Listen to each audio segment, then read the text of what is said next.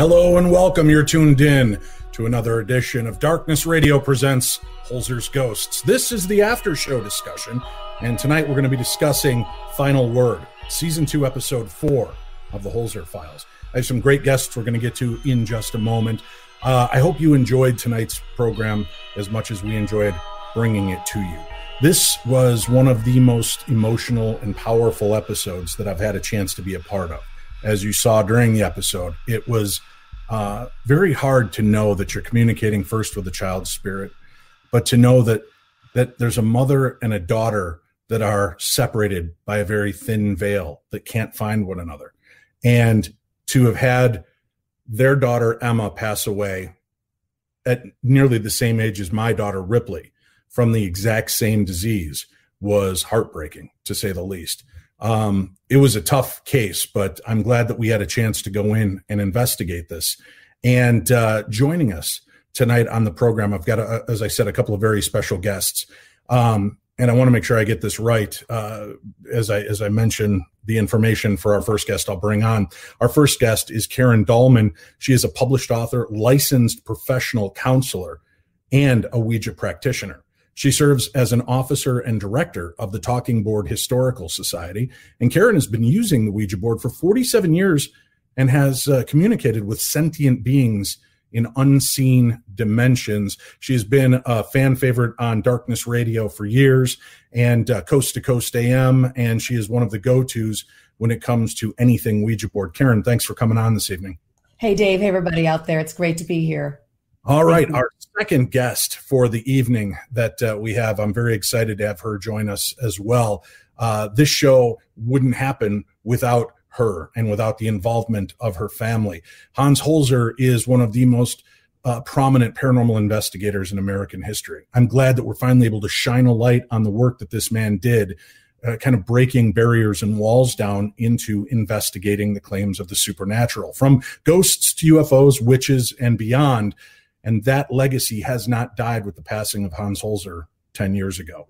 No, it continues on in the work of his daughter, Alexandra Holzer, who is currently a paranormal investigator in her own right and a sensitive and medium. Alexandra, thank you so much for joining us tonight. Thank you for having me.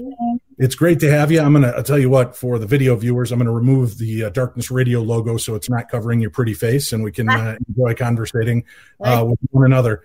This was an important episode for me, and the evidence we'll talk about in a little bit was one of the best pieces of evidence I've ever seen captured, and making it even a little bit more heartbreaking. So I wanted to bring the two of you on to discuss, and especially you, Karen, because we do employ a spirit board during part of the investigation, which I knew was going to be controversial for many of the viewers, many people that are afraid of the Ouija board, afraid of the tools of the trade to do it, because it can, in the wrong hands and with the wrong intention, create issues. So I wanted to talk with you a little bit about it, because when we decided to employ the use of a spirit board, you and Bob Murch from the Talking Board Historical Society were the first two people I reached out to. And we'll talk about that in a few moments. Alex, I know you have the same passion I do, especially about this story, and getting your father's work right, making sure that we've crossed all the T's, dotted all the I's on this case. And you and I also share another part of our lives, diabetes, our children with diabetes. Mm-hmm. Unfortunately. And, yeah. But we have lovely, strong children that are dealing with this and making their way through. Very strong and doing what it takes. We have another guest who's going to join us for just a few moments here at the beginning of the episode because of what happened during the episode. I'd be remiss to not have him pop on and address a few of these things because it started for him before we even began our full investigation. He was just in setting up equipment. And joining us right now from the Holzer Files, Shane Pittman. Hey, Shane. Hey, buddy. How's it going? Hey, Alexandra. Hi, sweetheart. Good. How are you? I'm doing good.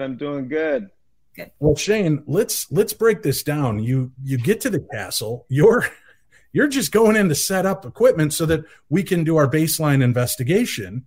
And walk me through this. I mean, you've set up all over the house. You get into the basement. Did you have any kind of strange feelings about that area aside from it being a dark basement? See, that's the crazy part about it. No, not at all. It was just routine stuff that I was doing as far as setting up all the equipment. Nothing out of the ordinary. Didn't feel bad at all. So that's what really caught me off guard in the basement, is whenever I was setting up the camera, it felt like somebody stood in front of me and just completely pushed me and said, "No, I don't want you in here." Now, people were really asking, caught me off guard and really frightened me. During the live tweeting, people were asking, can you explain that? Did it feel like a force? Did it feel like physical hands? Could you tell if it felt feminine or masculine, big, small? What could you tell us about it? Well, I couldn't tell like feminine or masculine, but I can tell you it wasn't something like that went through me. It felt like physical hands pushing me. Now, you and I got to give you credit tonight, buddy, because there wasn't a poor Shane moment that was because of Dave. You took ownership of it tonight, went back and said you wanted to go back in that basement. Now, let's talk about that second experience that you had. A lot of viewers are interested. Why did you choose to blindfold yourself for that aspect of the investigation tonight? Well, and see, that's why I wish the Holzer Files was more than an hour, because there's only so much that you can fit into an hour segment. So the reason behind that was because let's break it down. In the very beginning, I was pushed while I was setting up equipment. So that was one thing. Then Hans Holzer, whenever he went there all those years ago, his equipment malfunctioned all 3 times. So, and there's also been residents that have lived there that have had dreams and things like that. Didn't really see anything whenever they were awake. It was only whenever they were asleep. So my thought process was, okay, if they don't want me necessarily seeing them, let's see if I can blindfold myself. And if they want to communicate in some other way, it'll give them the opportunity to do that and maybe feel more comfortable communicating with us that way. Well, then you ask the spirit to show itself to you somehow. Did you sense something? Like when I was up in the attic, we heard something and I felt like a physical force moving towards me. And when I looked, my arm hair just stood up. Those weren't goosebumps. That wasn't fear. It was like an energy wave. I don't know how else to explain it. Like static. Right. Did you sense anything when you decided to put your hands out? Yeah. Right before that, I was hearing the footsteps around me, and then I was feeling like static energy, almost like goosebumps, but not quite. So that's why I said, hey, if you're around me, just stand in front of me. Whenever that happened, the only way I can describe it, it was almost like feeling a block of ice, but like a face almost. It was almost like a ice cold face that I reached out and grabbed. And that's what got me to where my natural reaction was to back up, because I wasn't expecting to feel something like that. And you got a little bit hurt. It wasn't a horrible deal, just a little scraped up on the elbows doing the crab walk backwards. That was all my fault. It wasn't the spirit's fault at all. That was all me. Do you remember any part of the rest of that period when you were down there? Anything else that didn't make the episode? I've been trying in vain. We did 13 episodes, and that was one of the first we filmed. I think it was literally the second episode we filmed this season. So I can't remember. Was there more to that aspect? Yeah, there was more. Right after that, whenever I pulled the blindfold off, there was footsteps that I heard running up the stairs. What y'all didn't see, as I go up there and look, there's nobody there. We had cameras facing down the stairs too. If you remember in the setup scene with all the equipment, you're seeing the cameras that I have facing the stairs too. I reviewed all of that footage. There was absolutely nobody down there with me. I can't explain where those footsteps were coming from. It was crazy. It was. I mean, we've now filmed 23 episodes. You've been to 23 locations investigating. Where would you rank the Franklin Castle for you? Oh, man. Top 5 for sure. Top 5. Just because we've heard a lot of stories about this place. We've heard a lot of rumors, a lot of different things.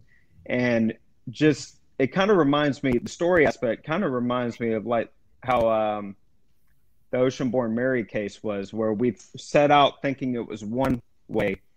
and we'd go into it and completely blown away with what was really going on there. Right. Well, Shane, I know it's late for you on the East Coast.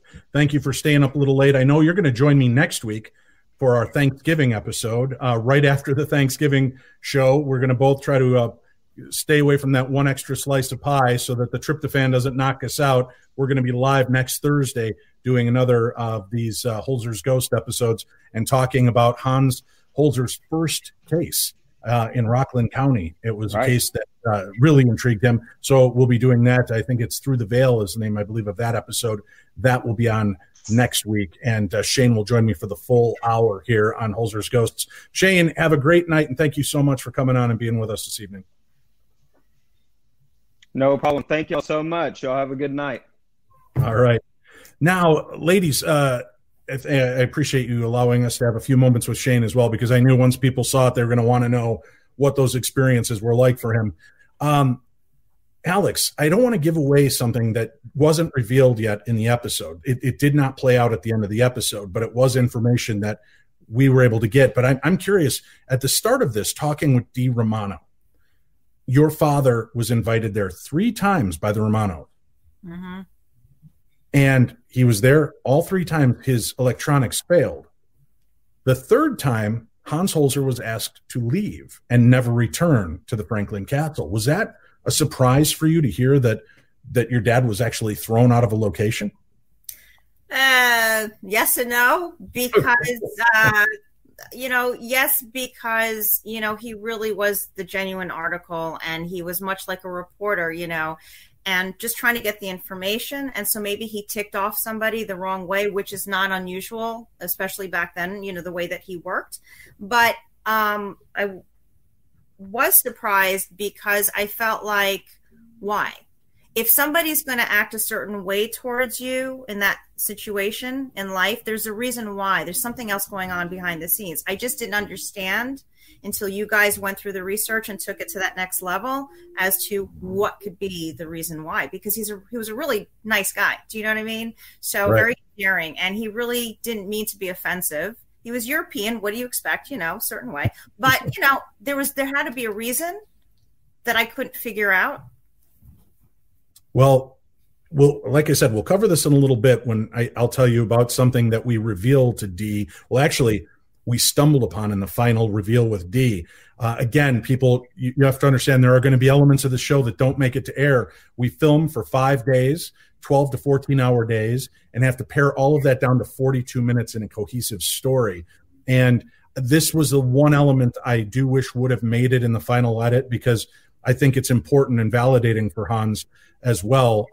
So I'm going to make sure we mention that in a bit. What was your father's take on the use of using things like spirit boards? He didn't really care for them because I think he had evolved in his career to a point when he incorporated using mediumship as an actual tool, which went against being a professor and having a PhD. They don't believe in ghosts, parapsychology. It's actually the anti-ghost theory, if you will. And so he didn't like it because, not that he didn't believe that that kind of tool could work. You can create your own Ouija, ESP, you pick it. We can always communicate with those that are around us, bad or good. But he felt that it was almost like gimmicky. Do you know what I mean? And he just kind of stayed away from that. But he did believe that it is another device that you can incorporate with those that are invisible to the naked eye, if you will. But we're all sensitive to, we all have that ability to tap into something's coming, So he wasn't a big fan of it, but I had a Parker Brothers Ouija in my closet unbeknownst to him. So we will get to some of your questions. I see there's quite a few stacking. We're not going to answer those right now. We'll answer more in the last half of tonight's interview. I want to get to some of these other points, but maybe you could describe, Alexandra, kind of give the official family description. What is the Holzer method of investigating? The Holzer method basically is the marrying of 2 different ways of getting your data from researching in the paranormal. We call it cyclical research, using a form of academia, the science of it, the parapsychology of it, and then you're marrying mediumship. And I'm not talking about woo-woo stuff and things like that, which is just great as well, but mediumship where we ourselves are the tool. And so he embraced the two together, which is why he was given so much grief over the years, because he was a parapsychologist. How could he go down that route, you know?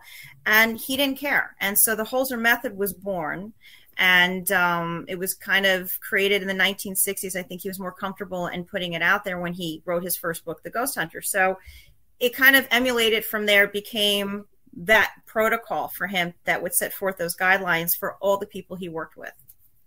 And your dad, Dr. Hans Holzer, used, he liked a recorder to record, not trying to get really spirit voices or EVP. He was there really just to thoroughly document what the medium and the experiencers and the historians told him. Exactly. You know, he was almost like a quasi journalist / reporter, where you had to get it on tape first and foremost, because then through that tape, he would transcribe the notes, and that's what you would see in the books. So you would see the transmedium sessions actually written out in paragraphs in the books as well. So those were the way that he would keep everything together. So he would record first, and then sometimes he would film, but he always had photography. So it was recording, photography, film. So he never really listened back for electronic voice phenomena, correct? Not really. I don't recall him sitting there and fine tuning everything. If they heard things, you know, we have the cassette tapes at home too, you know, and so if you have a good ear and you hook up to, you know, an earpiece, you can catch a lot.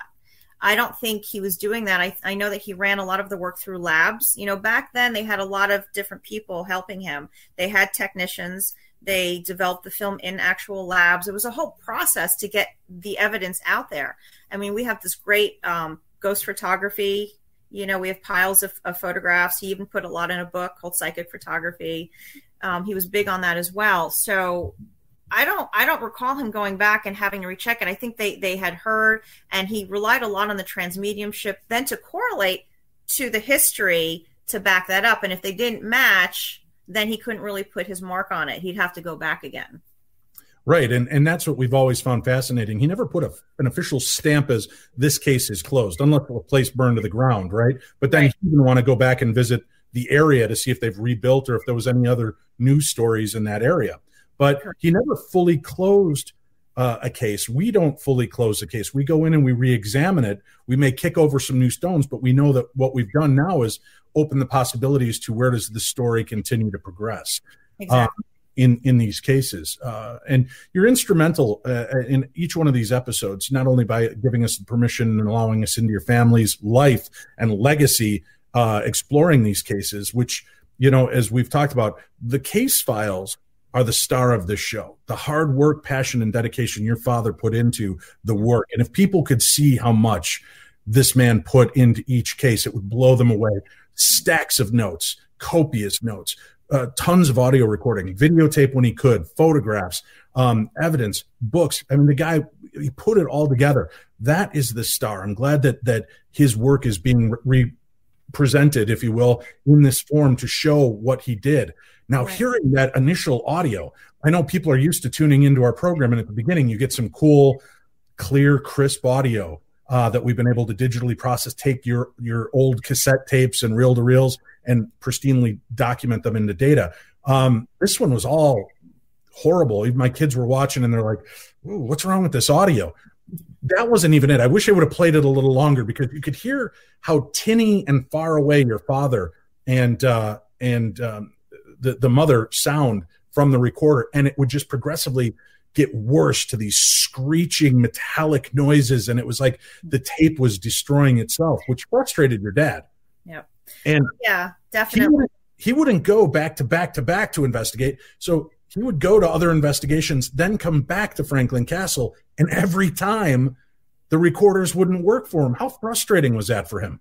Extremely. And, you know, he was very aware of what was going on. And he was the one that explained to me when I was young what energy is and what does that mean. And he would give me examples of saying, if, you know, when I go out, I have recorder, I have battery, gone 10 minutes. What is this? I bring extra battery. When you should see, you know, he had these huge black cases of, you know, 5 different Nikons, 2 different Polaroids, you know, and then the flash bulbs, a lot of flash bulbs, because those would die out quickly too. When he was out in those environments, the flash bulbs wouldn't work all of a sudden, so it's like, it's all correlated to energy. So anything that whoever's around in that environment, multiply times more than one personality that's what they feed off of, that so they can stay around and exist in that moment. And then when we come into that environment, we're just giving more fuel to that fire for them. So it's all very natural, but he always was very prepared. I mean, I couldn't understand, why did Daddy have so many things in his closet? Why is there like 100 of everything? And he's going out and it's like this one case. Because now I get it, and somebody always said, it's energy. What's the big deal? They take, we give back. Okay. So, all right. But that's really, yeah. I wanted to throw this question to you, and we'll go back to our discussion and talk with Karen Dahlman. Cameron says, was it challenging for Alexandra to grow up with her father being such a prominent figure, one who had to endure a lot of attack from skeptics? It was extremely challenging. Thank you for the question. Growing up, it wasn't popular in the 70s to be his kid. Put it to you that way. Their parents went to work, wore ties and suits, and had briefcases filled with, I'm sure, important documents. Whereas my father wore whatever he wanted, open shirt, which was really not pleasant. Thank you, with all the hair coming out.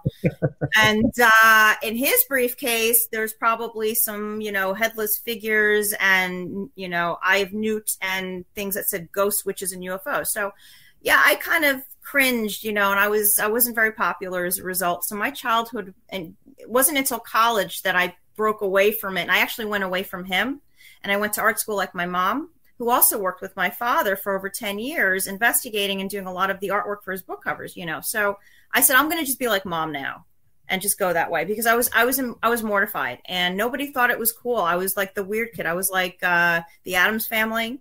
Do you know what I mean? I was that kid. So you were Wednesday Addams? I was trying to thank you.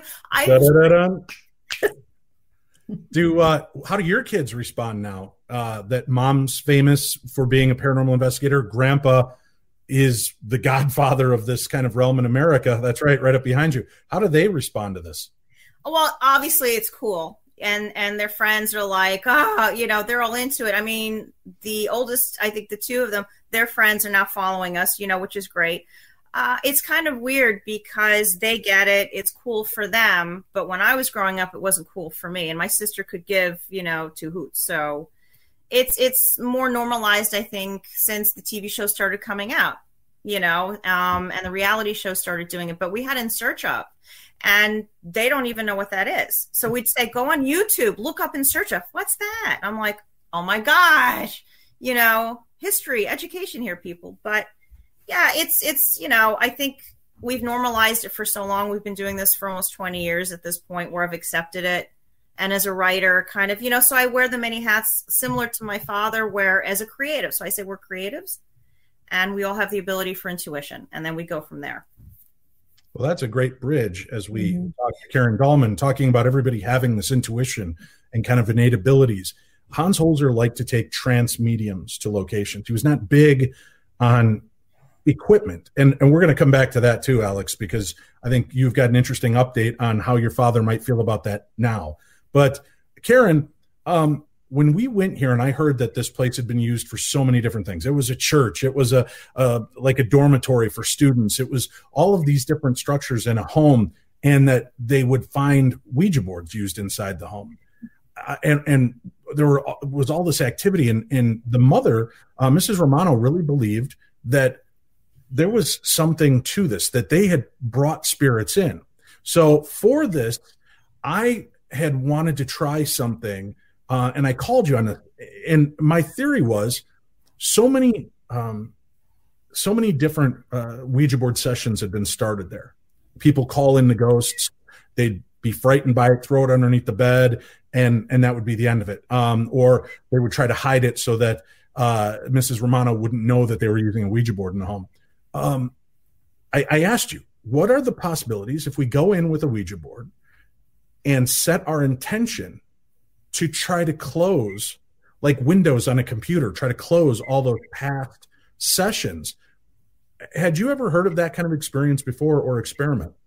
Absolutely. I've done that work myself. And as I said to you, I think that's a good thing to do, because whether it's a serious literal energy as a spirit that's there, I think you guys nailed it when you found out there was actually all these stories, these projections of of thoughts and energies that people left there in that space. And so in that sense, you can also work with closing that.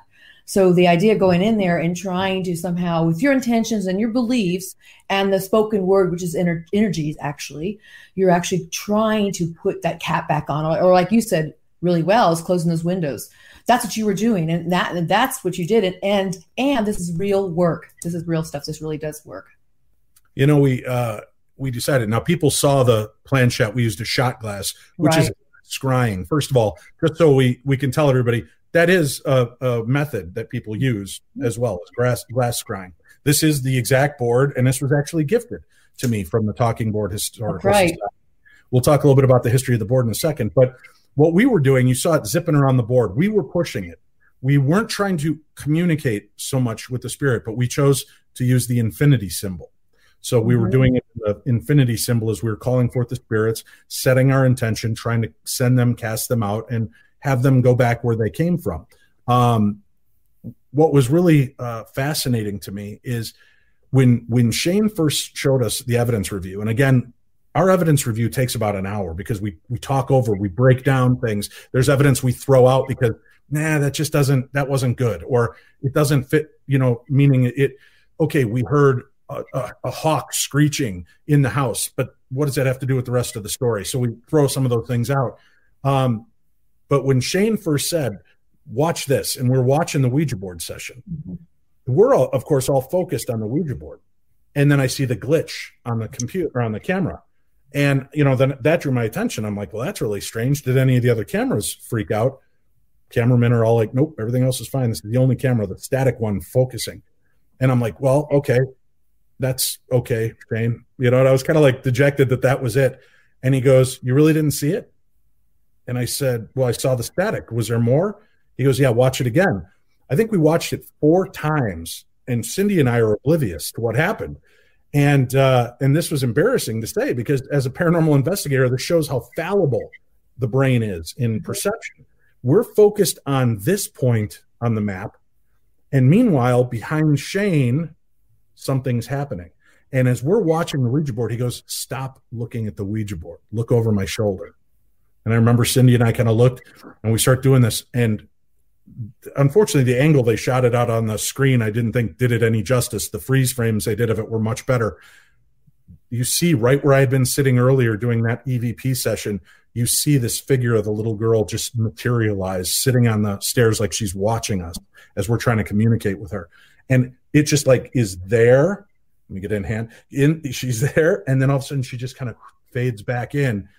Blew my mind, completely blew my mind. And we were, every one of us, the 3 of us were just absolutely mystified by what we just saw. And when you add to that all the EVP, the thumping, the walking, the things moving around, the static energy discharge towards me, there was no doubt to me there was something spiritual going on in this house.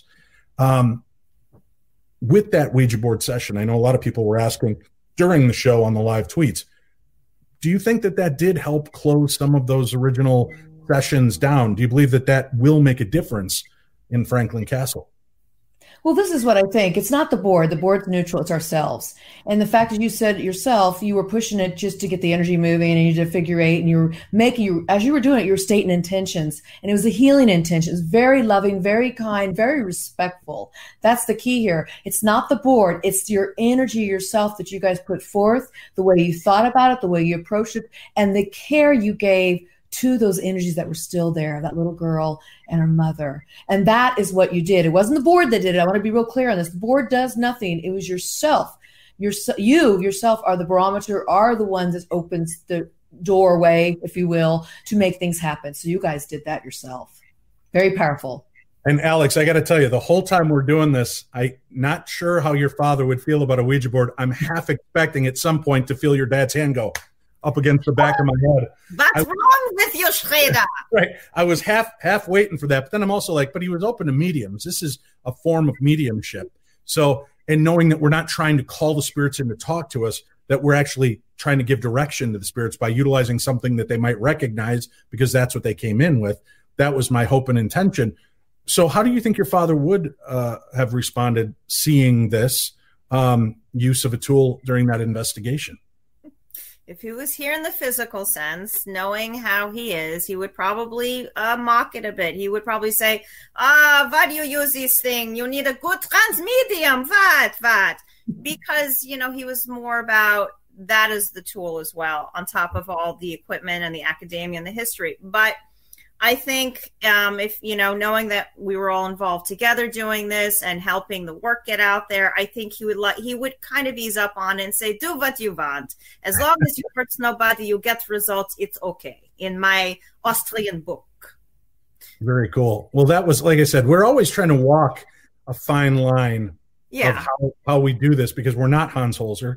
We're Dave, Cindy, and Shane, and Gabe and Alexandra, and we're trying to bring the cases that were his into our realm and try to work on it as we can. I try, and this has been a big thing for me, is I try, not always eloquently, but I try to remain as centered as I can, because Cindy will start getting agitated because she's this conduit just getting downloaded with information. Shane, God love him, he's great at what he does, but he's very skittish and like doesn't like being picked on by the spirits. So I think they like to screw with him for that reason alone. But I try to, when there's sometimes some of the more scary moments, I do try to be very calm, and I hear in my head the many audio tapes of your father going, you don't belong here anymore. This is no longer your home. It's time to move on. And, you know, inside I'm kind of like, please don't touch me. Please don't touch me. You know? Oh, it's crazy. If you imagine and there's so many more stories to be told, which is why I can't imagine how we're not going to be on air for like ever in that sense, because I mean, I know these stories and it's just, there were seances that my mother was part of with Sybil Leek, for example. And the oh my God, just things that happen, you know, utensils being thrown across the room, sharp objects, lights blowing out, anomalies. I mean, it's really can get quite dangerous depending on who is in that environment. So I would have to imagine he would have felt a sense of heightened awareness and anxiety, but he was so controlled. I don't know anybody like that. You know, even in this day and age, I try to emulate what I can.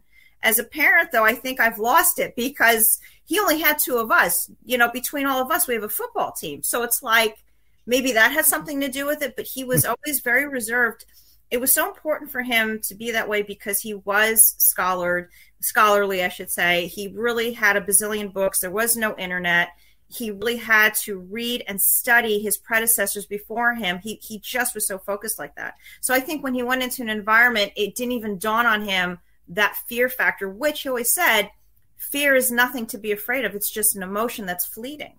And shouldn't we all think like that in life today? Because we allow emotions to take over us and then the whole day could be shot, rather than change the perspective and process the information of the day that's coming in differently and having control of what we can. And I think he just always felt like, you can mess with me. You know, he would have seances where he would tell the spirit in question, get out, that's it, we're done. You must have respect. You know, I mean, he was protecting the transmedium and everybody in the environment. Right. Yeah, he took control of the situations, and I've loved that about him. And there are times where I don't want to overstep Cindy or Shane in those moments, but sometimes when things start to get up, I'll step in like that, and afterwards I'm always, I hope I didn't step on you. And they're like, no, I'm glad you took the lead there for a second, because I had so much coming in at me, and I can see the importance of what your father did, because somebody had to steer the ship and couldn't leave it to just the spirits because they're opportunists.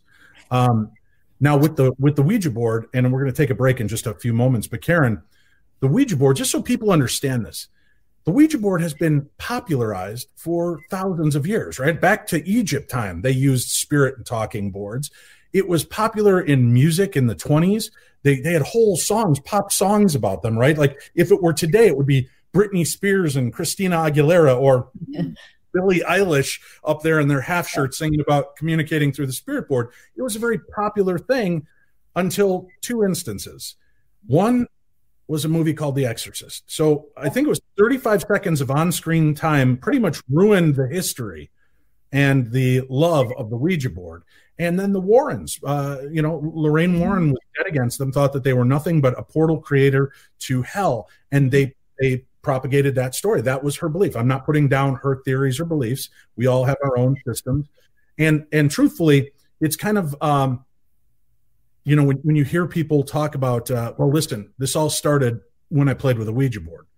You know, Right. Let's demonize the Ouija. We all want the bad guy to point our finger at, and the Ouija board is always the kind of the one tendril we can go back to. So I always tell people, then remove the Ouija board, because I think psychologically that helps them as well by, you know, sending it on to the Talking Board Historical Society. And you can find information about that right here, tbhs.org, to find more information. But you guys get donations all the time from possessed Ouija boards and historical board. But, you know, all of that great work and popularity of this tool kind of shorted out with those two instances. You've been working with the Ouija board for a long time, and you have great responses. You get great communication. Karen? Did she freeze? I think she froze. The Ouija board got her. We lost her to the Ouija board. Very creepy, dude. Just saying. Well, let's do this. This is a good point. We'll take a quick break.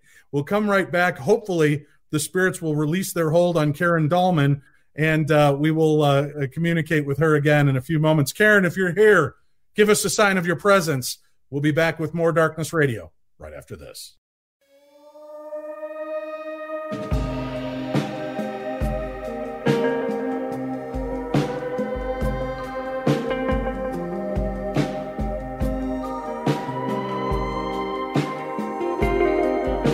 And welcome back. You're listening to the best in paranormal talk radio. This is Darkness Radio presents Holzer's Ghosts. This is an after-party discussion of the episode that you just watched on the Travel Channel, or perhaps are just watching at home on your DVR. Tonight's episode is Season 2, Episode 4, Final Word, and it was a visit to the Franklin Castle. Unfortunately, Karen Dahlman has not rejoined us. We're hoping that her connection will restabilize and we can get her back online, but it's weird that the minute I start challenging the paradigm that maybe the Ouija board isn't evil and there aren't bad things, she gets blocked out. So I don't know if it's the ghost of Lorraine Warren, the ghost of your father. Yeah. Stick was a good transmedium. What did I tell you? Right. Well, let's go back for a second.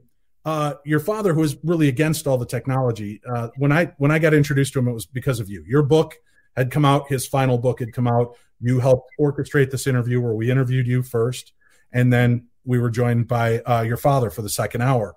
And he was not a fan of the paranormal TV genre and thought too many bells and whistles and blinking lights, and people were distracted from the real work at hand.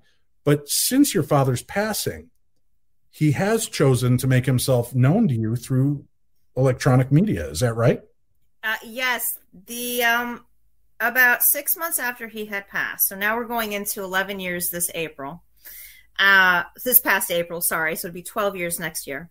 6 months he had passed, and there was this team in Florida that reached out to me and said, hey, listen, you know, our condolences. We're doing a rogue kind of EVP session in our home. We'd like to know if you wanted to join in. You know, we're a fan of your father's, you know, this whole same thing. I thought, okay, fine. You know, I've been doing research for a while. I've been out there. So it was by phone. So I said, okay, I wonder how this is going to look like. So I get on the phone, they dial us in, and I wasn't even thinking about my father. I'm still grieving, you know, it's a whole thing. And I'm very curious because, as I should be, I would like to learn. I'd like to go and use technology that he didn't like. I want to know why. I want to know what the next steps are from where he came from. So I did this for him. I did it for me. And probably within a few minutes, all of a sudden, they're like, wait, listen. And so I'm listening, and you hear through the recorder, we're doing the ghost box session, you hear everybody's recording this, Hans Holzer's here, and in an accent. Wow. And I have the MP3 file. I still have it. And we're running this, and I'm like, wait, what? Because I don't, what's happening?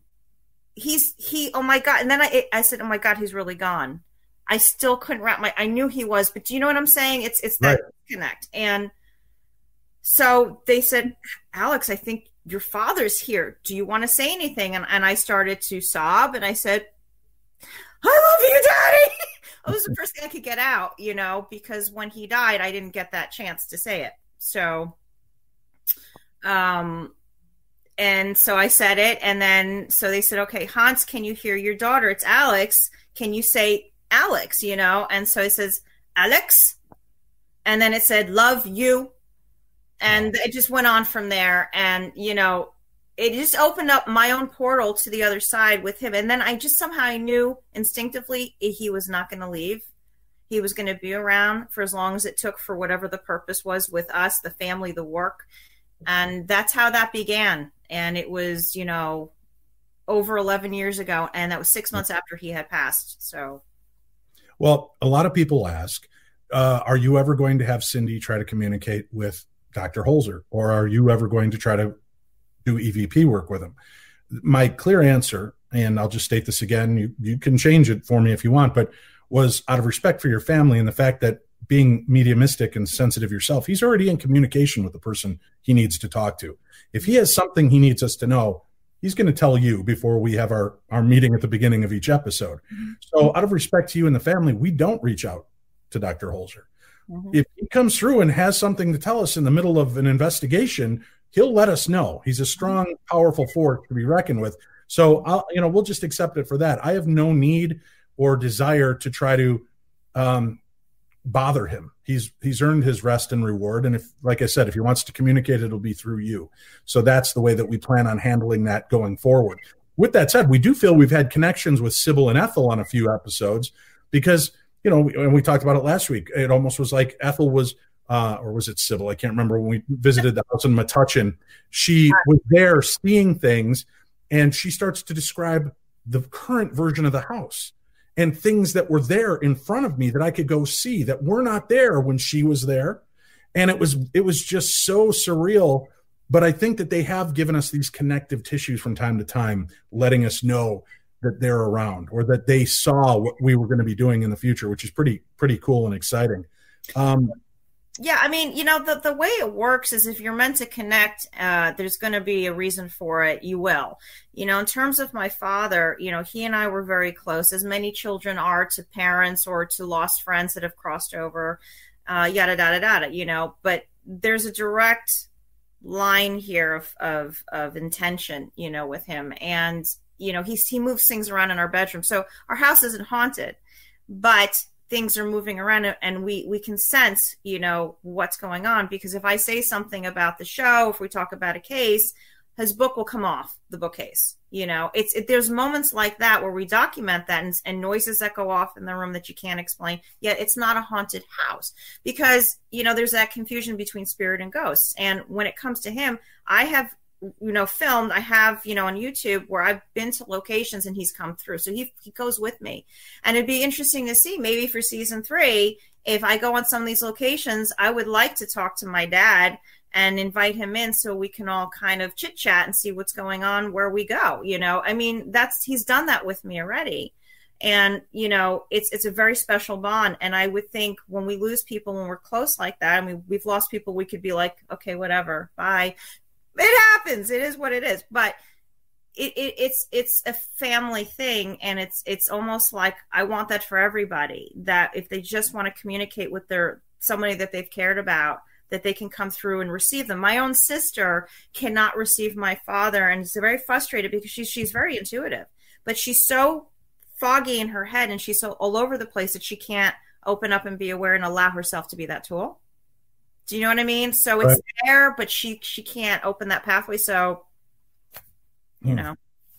Well, speaking of family and closeness and the legacy, in tonight's episode, we try to think outside the box. And this little girl's spirit had made herself known repeatedly to the children of the Romano family, not to the adults ever.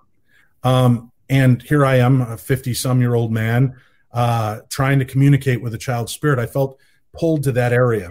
I don't think I'm a mediumistic. I'm becoming more sensitive in a sense to these locations, but I was sensitive to the story, and that this little girl had lost her way, if you will. And I wanted to reach out and try to make that communication. And my daughter, two of my daughters, Pacey and Ripley, are very interested in what I do and the paranormal. And we've gone out on some very controlled environment investigations together. And I thought, what if I have my daughter, who's suffering from the same condition, talk to this little girl? So I reached out to her, and she was touched by the story and touched by what had happened to this little girl, and realizing how close it had come for her 2 years prior and 3 years before that. And that became very prevalent in the episode tonight. I will tell you this, they edited a lot of my weeping out, because that wasn't the only time I cried on tonight's episode. I felt so bad for the historian when she first dropped that bombshell about Emma passing away from complications of diabetes. That morning, I was scrolling through Facebook on the way to set, and I saw in my memories, it was my prayer request to my audience, because my daughter, we almost lost my daughter. And it hit me. And as she's talking, I was doing my best to be stoic, and tears are just pouring down my face. And this poor historian, she's like looking at me, and you could see the camera guys looking around the camera at me. And I'm trying to power through. I'm asking questions, but my voice was so janky and cracking from trying to hold back sobbing. And I made it through as much as I could. And then I finally just told her, I'm sorry, I need a few minutes to gather myself. And I had to walk out of the room. And our director, Rob Safi, was there with Shane, who just kind of put their arms around me and helped me through it. And I washed up, cleaned up, came back in and completed that interview.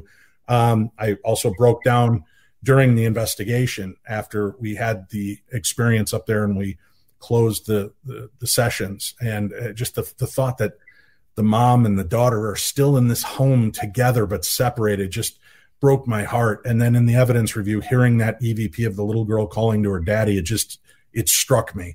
So that was a very emotional keening. Now everybody wants to know, did I do anything to protect my daughter? Yes, we do prayer and protection after that. They have blessed medals and things that they keep in their rooms. So we do our best to make sure that everybody's safe when we do these things. But I believe that it was incorporating her into the session is, in a sense, to me, that was my transmedium. That was my gap. That was the bridge to get this little girl to come out and trust me. And I think that's why we got such a remarkable piece of evidence. That's one of the best pieces of evidence I've ever seen, to see this girl manifest behind us. Both of us have been touched by juvenile diabetes. And I wanted to do this episode with you tonight specifically because, diabetes has been around a long time. We know that. And, Emma suffered from it and lost her life to it. Our kids have had to deal with this. The Juvenile Diabetes Research Fund is one of the leading groups out there doing their best in finding new ways to work with this and try to help. And I think we're close to cracking that code from everything we've been reading and getting in. I think we're within this lifetime, within the next 20, 30 years, I think they're going to find a way to start to reverse this and give some normalcy back to sufferers of type 1 diabetes.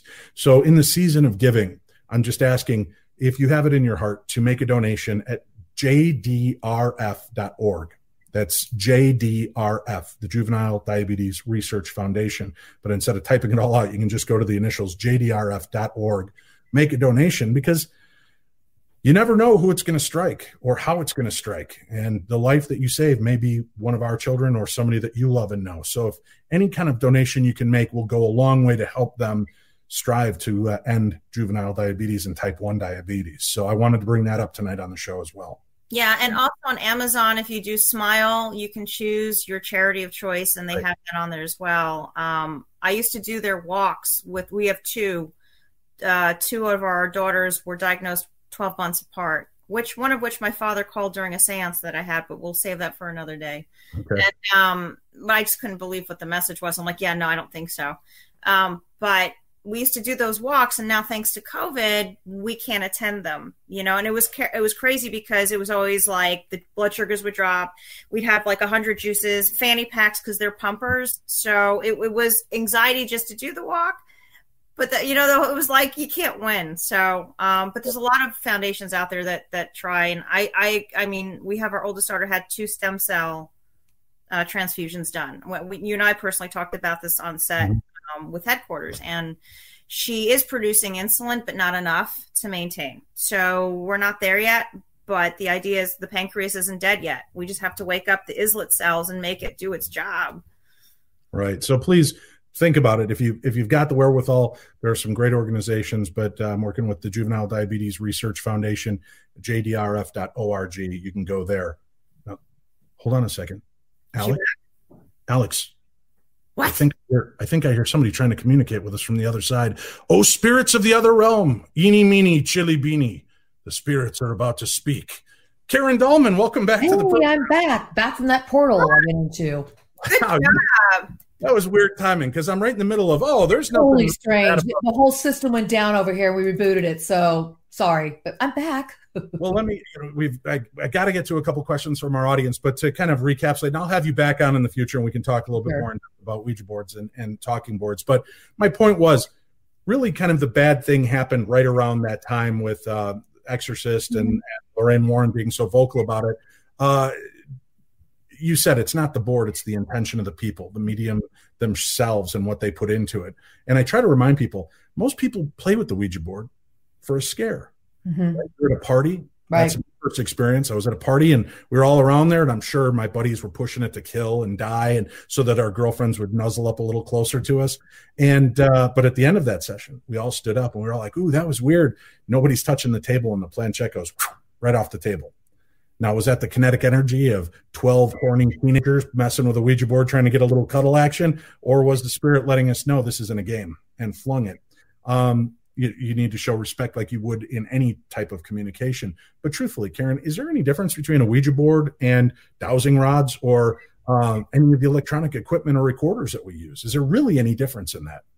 No, there's no difference in the sense that we talk about, dowsing rods or the I Ching or different kinds of, tarot cards and stuff. That's all used because of yourself. You're tapping into these energies yourself. Now, with something electronic, it actually does read, and it has this whole new school way of going about spirit communication, which I'm more old school. But look, right here, I have my Ouija board here. I was actually using it tonight earlier with some friends. The thing is this, we don't give ourselves enough credit for being able to make these connections. And when I watched the show, which I had to watch it several times because it was really done well, because you're starting to look at what you can do to empower yourself in that space and empower the energies that are there, the spirits, to connect again. But we shouldn't say this is what does all this for us. This is what does it. The operator, the owner, the user of the board does all of this work. I want to repeat that to everybody. The board is neutral. You do all of the work. So if you're going to get anything that's more negative, it's your own fears, it's your own intentions, it's your own, like you said, messing around maybe at a party or something. I don't recommend mixing spirits with these spirits because it just doesn't always come to a good end. But you have to think about your intentions, and what beyond that, you really have to look at your beliefs that you hold within. What do you harbor about the board or any of the spiritual type of work? And if you come to it with those beliefs that are based in fears, and we call them Ouija-stitions or superstitions, that's what you're going to get. So you give me any board, it could be this board or any board somebody made, and I know Alex mentioned that a little bit earlier, those will all still work. Why? Because I work, because the user works. We and this board was gifted to me from you guys. Can you explain what Crystal Gazer board is? I've had a lot of people ask that question. Well, that's a board that came out in the 1940s. And back in the 40s, they were doing all kinds of really cool things with the boards. Listen, if you collect boards, it's about the artwork. They were starting to do things that had to do with maybe the Middle East or Far East, or things that were a little more spooky, like that one. So she's gazing into a crystal ball. Yes. And on the back side of a lot of the boards, you might get a checker set or another type of game on the back. It was to be used fun. There you go. And that was a novelty item. Yeah, we were selling those for a while, and I know we gifted you one. That's a great board. The only thing about that board, and when you start getting bored yourself, you guys, that one has a rough texture to it. It doesn't work as smoothly as some of the other boards. So it's like this board is a Parker Brothers Circa 72, has a lot smoother texture. So the glass or the planchette or indicator will move a little bit easier. But I got to tell you, using the glass in that board was a great idea because it's smooth enough to really move around on that board. I appreciate you kicking in on this, and I know we lost you for part of the episode. Like I said, I'll have you back to talk. We do have some questions from people that are popping in, so we'll take those questions in a few moments. But we started the show talking about the fact that Hans Holzer was brought into these cases because he was invited in to almost every case. They wanted him to come and make them, make himself known. That was kind of the deal. They knew this guy was respected, and they wanted answers. So Hans would come and do these.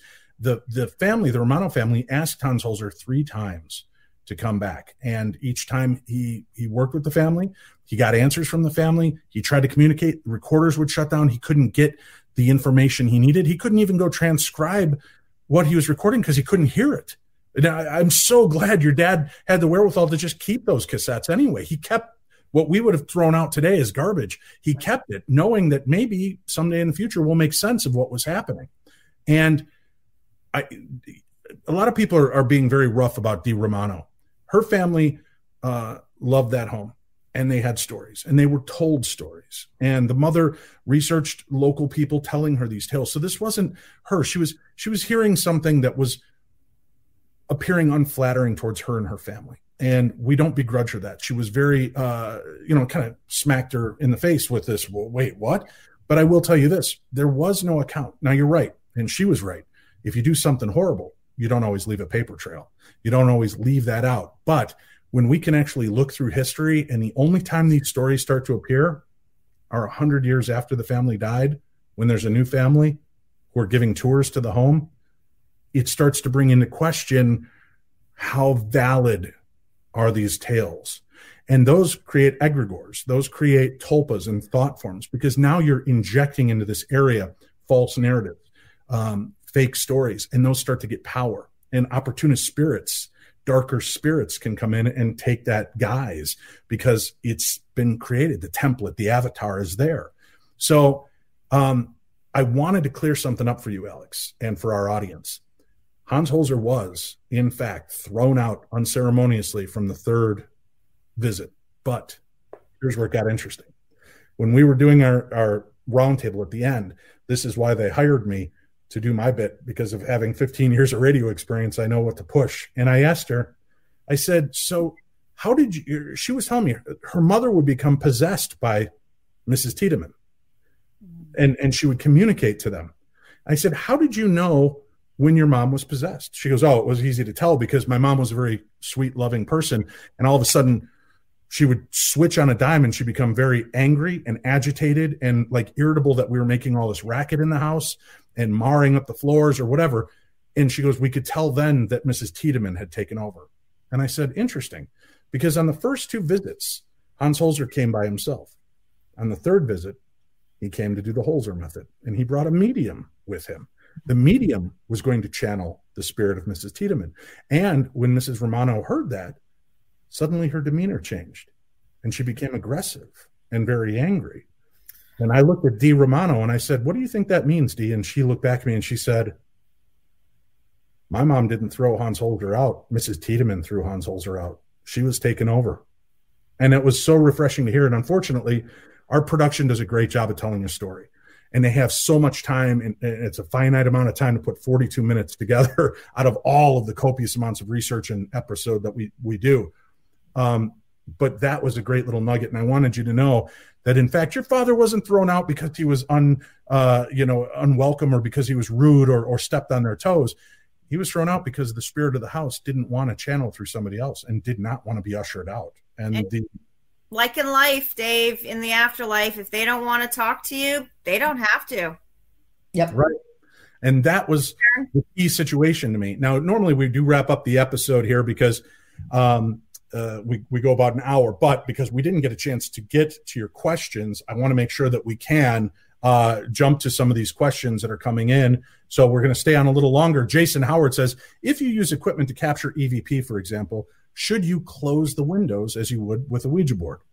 And I do personally. I always, at the end of our investigations, and again, because of the sensitivity of a lot of people out there, they don't like to see any kind of religious invocation or those things. I am Christian based and have a belief. So what I do is I just call in the angels. I call in the Holy Spirit to try to help purge this home of any lost spirits, any spirits that don't want to be there but can't find their way home. I don't ask every spirit to leave, just the ones that want that help. And so we do these closing ceremonies, and I try to close down the EVP sessions, close down our communication. But again, in the timing, do we give up 30 seconds of something else to show you me closing down a session, or do we skip that? And I'm telling you, they've showed it on a few episodes, like when we went to the Morris Jumel Mansion, we brought a Santeria practitioner to come out there and try to cleanse the area because it was Santeria rituals that were helping to bolster the paranormal activity. We do something at every location to try to help, as Dr. Holzer would. We just don't show every aspect of that. People were wondering, well, if that K2 meter was beeping and bothering the spirits of Mrs. Tiedemann, did you remove it? Well, of course we did. But again, you want to take 10 seconds to show me bend down, turn it off, put it in our pocket, and then decide to go upstairs? Or do we just cut away and go upstairs? And that's kind of what we do in these situations. So there's some of that happens during the investigation. Let's see.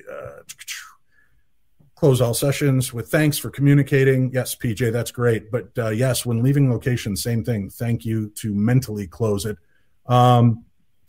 Dave, is Dean Romano, I think you mean D Romano, okay with you guys at this point, or is there still some bitterness there?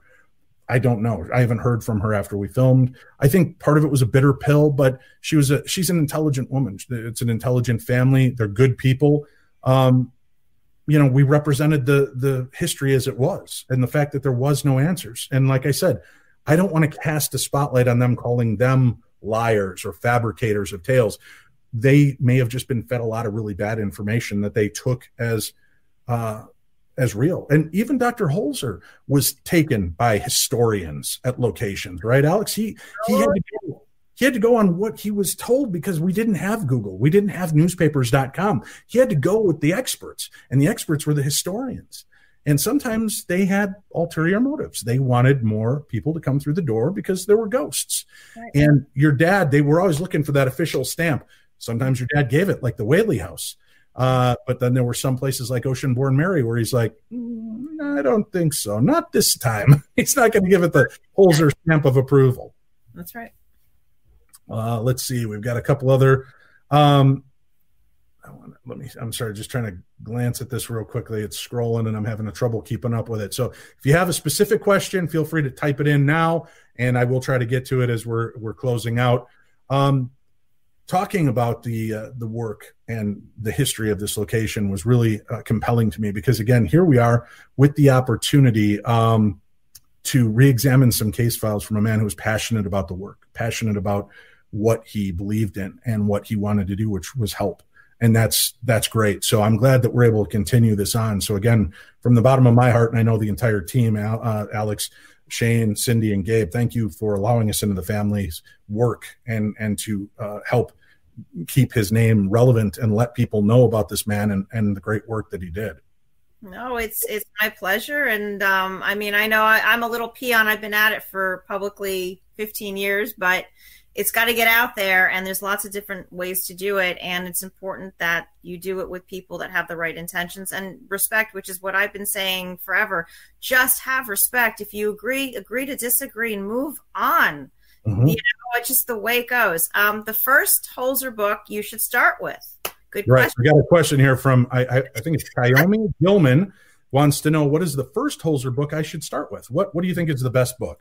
Okay, so I'm going to say, of course, my father wrote many different types of books, and I know through the show, some people might just think he's the ghost man, but he also wrote about witchcraft and the craft itself. He wrote about mediumship and so forth. But if you're really interested in paranormal investigations, which include possessions, demonic cases as well, spiritualism, terminology, the big black book called Ghosts should be your parabible, and you can get it on Amazon.com. That would take care of like 6 months worth of reading for you. And Ghosts, I know, that's another good one. He's got a lot of fantastic books out there. Veronica says, your investigations blow me away every week. Is the order in which the episodes air meant to build on the amazement from the last? No, it's just sometimes putting them in a specific order. You'll notice that when you watch it on TV, it'll show like episode 2, even though it's the 4th episode. Episode 2 is just the second episode we filmed. But we still have to get clearance on some of the things we show, maps, books, things like that. So sometimes we don't have those in time for that episode to air logistically in its numbered order. So, of course, you want to start off big, which we did this season with a great case. And we've had some building, but this season was huge for us. And I can tell you this, you haven't seen much of everything yet. We have a lot more coming your way this season. And that leads us to a great question here. PJ Jones would like to know, will Alex ever be able to be brought onto one of the case locations? Can you break out the Ouija board, Karen, and see what answer we get? I don't want to lose her again. Don't even bring up the Ouija. Yes.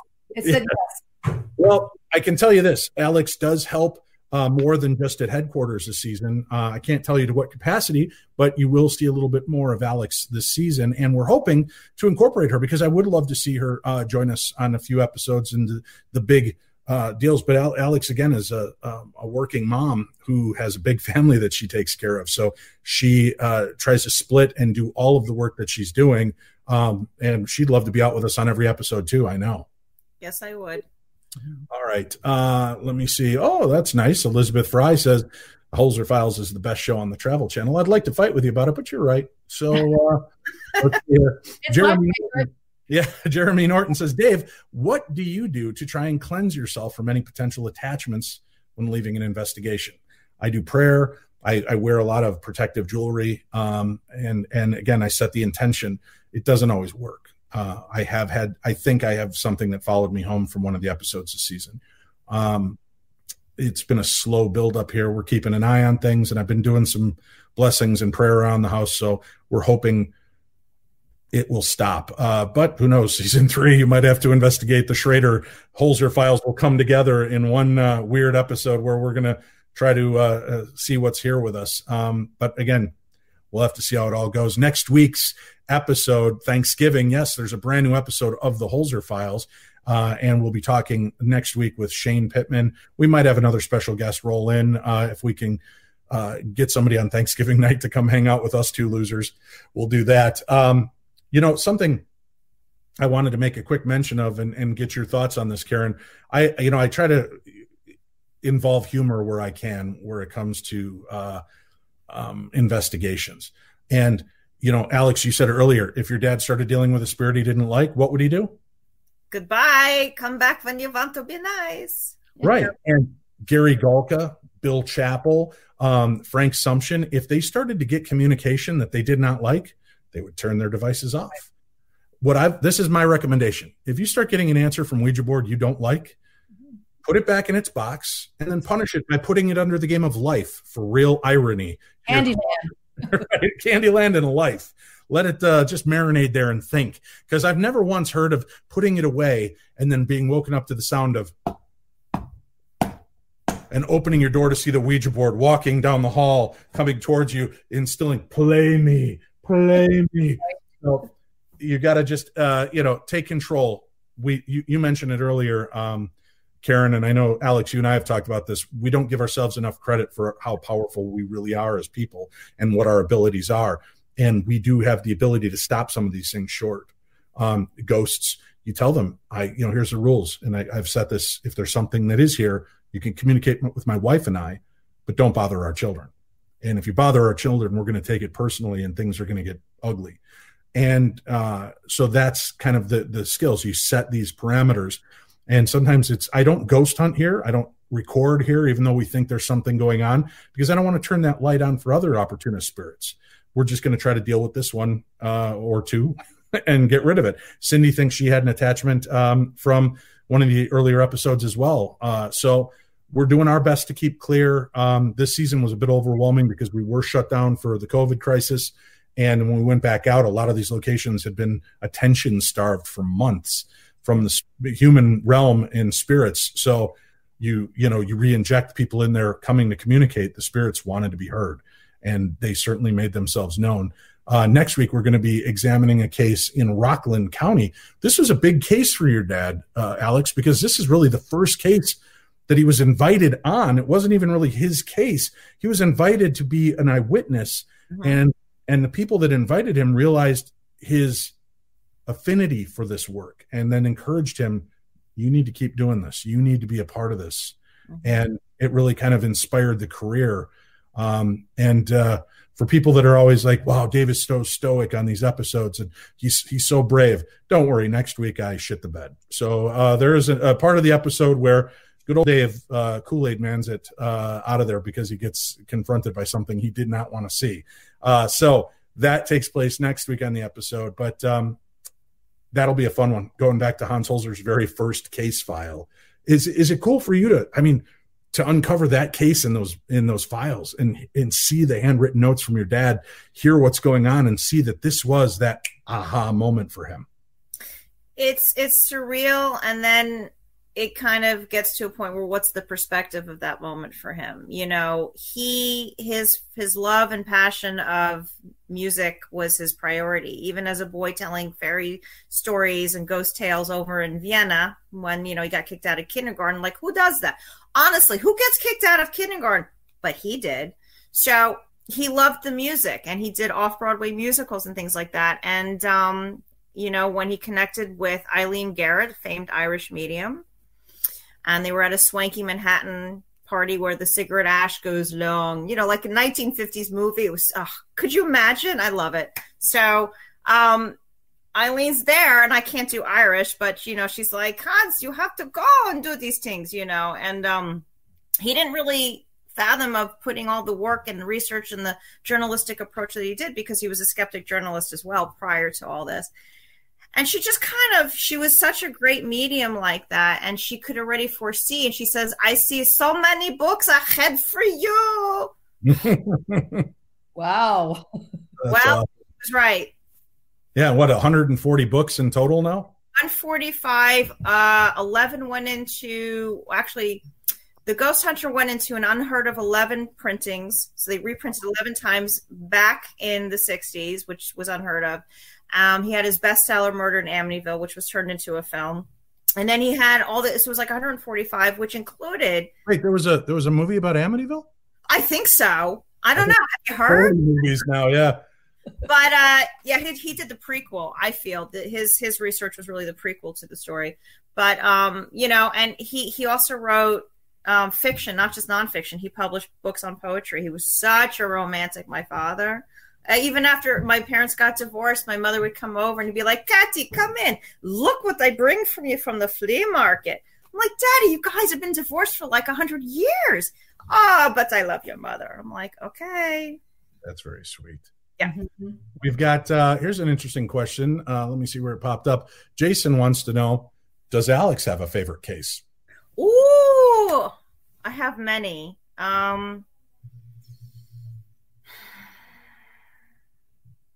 I have to say, and I don't know if the Holzer Files can ever get to this one, because we'd have to find the location if it still exists, or we can even get access. But there was a ghostly love story on Fifth Avenue in Manhattan. It's Ghostly Lovers.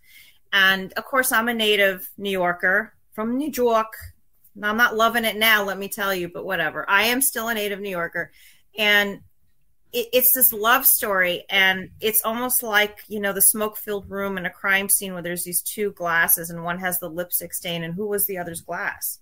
And right. The woman ends up going over a balcony to her death. Well, who pushed her? What was the second glass? And so you automatically assume when you start reading this case file that there was another person. Well, there kind of was, but technically no. And they actually, my father was allowed to go into the apartments, even though it was a scene of a crime back then. I don't know how he swindled that, but he knew, like, the chief of police. He got this. I mean, this is like a movie, this case. And he was convinced with his medium in tow that she was pushed by unseemly hands. So there's a whole thing that goes with the story. So that's like one of my favorite. Yeah, the problem is a lot of those places are still apartment buildings, and we can't do a thorough investigation. I know. People on either side of you and above or below you, so it gets kind of rough. PJ wants to know, house. I mean, for what we've seen so far, I would say, because we went there together for TV Guide, and although I wasn't able to do a proper investigation on my end, I just was so drawn to the story, the history, the what was built up in that town, what it was before, because I'm into Tartary, I'm into all this stuff where what was there really before, you know what I mean? And then you get to see the population, and we were laughing with Dean, right, who runs the place. He's a beautiful soul. He's like, look across over there, there's like this bar, what is that? And I'm like, I can't even tell you. I said, I don't, it ruins it for me, you know. Whaley House for sure. PJ, will there ever be a release of extras with more of the trans medium session shown? a lot to learn from them as mediums. No, not that I'm aware of, because most of the parts that are interesting are the parts that we show. A lot of the rest of it is her trying to get into the deep trance, or getting through the levels to the part of the haunting he wanted to talk about.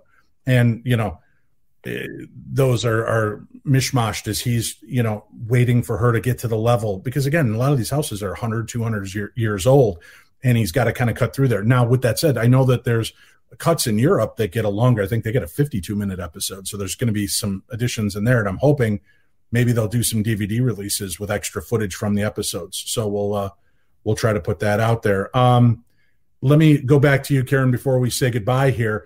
The Talking Board Historical Society, if people do have boards that they find in their homes or were gifted to them that they don't want, can they send them to the Talking Board Historical Society? Yes, you absolutely can. In fact, go to the website, tbhs.org. It's listed down below, and you'll see our address that's in Massachusetts. And by all means, if you have any boards that you don't want, or you have a board with an interesting story, write it up and send it to us. You just say, Dear Talking Board Historical Society, and we'll gladly take that. We do refurbish them, we use them, and sometimes we even show them in our traveling board museums with the stories attached. So by all means, we do accept those boards. So send them in, please. What else are you working on so people can keep up with you, Karen? Well, TBHS. That's so creepy every time. All right. Well, Karen, the spirits do not want you to speak. They don't want to know about this, the Talking Board Historic Society. So you can follow Karen at Karen A. Dahlman on Facebook and Twitter to keep up with her. You can find more information about the Talking Board Historical Society at tbhs.org. Alexandra, you've written a book, which is still out there and people can find it. What else have you got going on, and how can people keep up with you? You do readings, and people don't realize, but you do mediumistic readings and spiritual readings. Well, thank you, Dave, for asking that question. Actually, I have 2 books, but I don't want to discuss the first one. That was like my beginners in sci-fi. Basically. Oh, no. Now Alexandra Holzer has frozen. The world is coming to a very weird place. We do have Alexandra's website information, alexandraholzer.com. You can check out her website, and she does readings. She does all kinds of great things on her website, so you can go there to check it out as well. What a weird way to end this episode. I guess the supernatural is listening. So remember that, folks. You're never that far away from the other side. So talk to your loved ones. They're always nearby. And thank you for spending some time with us here this evening. I hope you enjoyed tonight's Holzer Files episode, and I hope that you will join us again here next week for another edition of Holzer's Ghosts as we look back at Hans Holzer's very first case ever in Rockland County.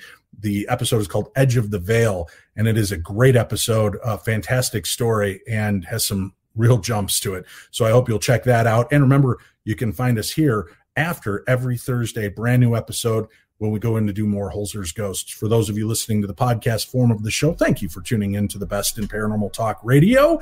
And for those of you that are unfamiliar with it still at this time, if you want to hear the best in paranormal talk radio, Darkness Radio is available on most podcast platforms.